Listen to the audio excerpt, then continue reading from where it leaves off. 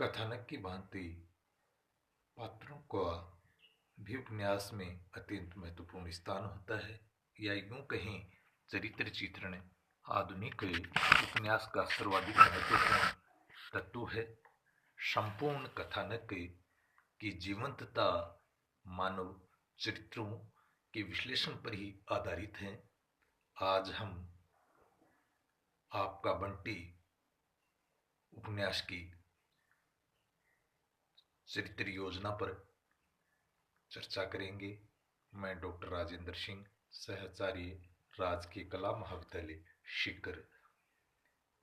देखिए, चरित्रों का विश्लेषण ही कथानक की रोचकता और रमणीयता का कारक बनता है।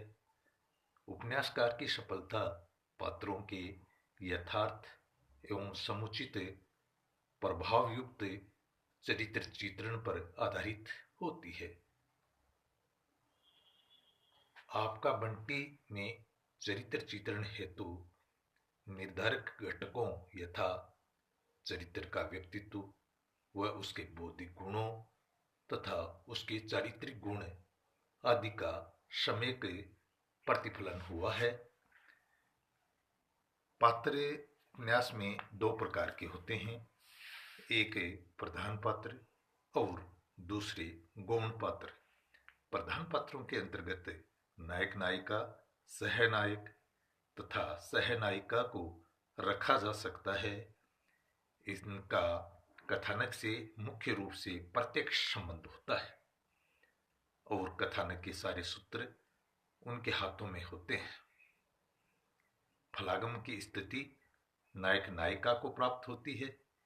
यह आवश्यक नहीं है कि प्रत्येक उपन्यास में नायक नायिका हो ही। गौण पात्रों में की खासियत होती है, ये पात्र कथानक को गति प्रदान करने और प्रमुख पात्रों के चरित्र को स्पष्ट करने के लिए परिकल्पित किए जाते हैं। विशेष वातावरण की सृष्टि की दृष्टि से भी गौण पात्रों से बड़ी सहायता प्राप्त होती है। चरित्र विकास की दृष्टि से भी पात्र दो प्रकार के होते हैं। एक तो वे जो बिल्कुल स्थिर होते हैं, उनमें परिवर्तन यत्किंचित भी नहीं होता। दुख सुख की परिस्थिति में वे एक प्रकार का ही आचरण करते हैं। दूसरे प्रकार के पात्र वे होते हैं जिनमें स्थिरता नहीं होती, अपितु कथानक के विकास के साथ ही उनके चरित्र का भी विकास होता जाता है। ऐसे पात्र गतिशील पात्र कहलाते हैं। पात्र जितने ही जाने पहचाने और स्वाभाविक होते हैं, उपन्यास की सफलता एवं प्रभावशालीता दोनों उतनी ही निश्चित होती है। चरित्र चित्रण की प्राय दो पद्धतियां होती हैं, एक विश्लेषणात्मक और दूसरी नाटकीय।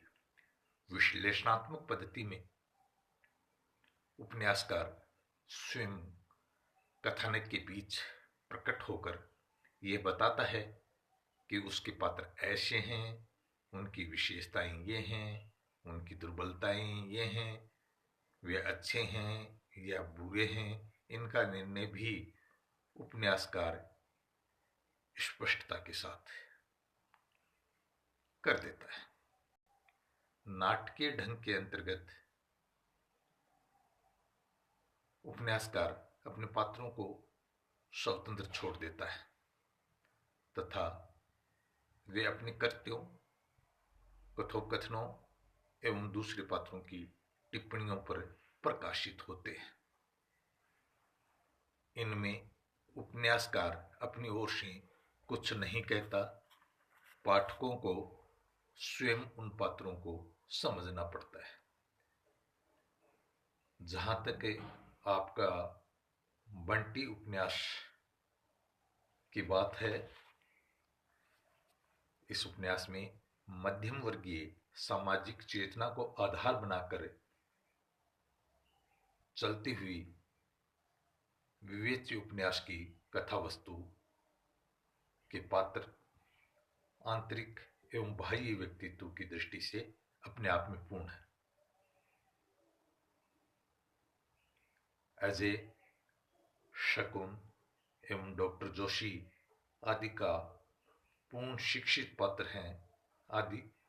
शिक्षित पात्र हैं जो आंतरिक एवं बाह्य दृष्टि से प्रभावशाली व्यक्तित्व के धनी हैं।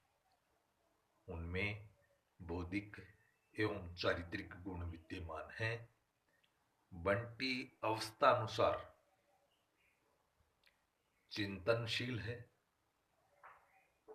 उपन्यास में प्रमुखतः है बंटी, जो कि मध्यमवर्ती तथा केंद्रीय पात्र है, के अतिरिक्त शकुन, अजय, फूफी, डॉक्टर जोशी, वकील चाचा आदि का संबल लेकर उपन्यास का सृजन किया गया है।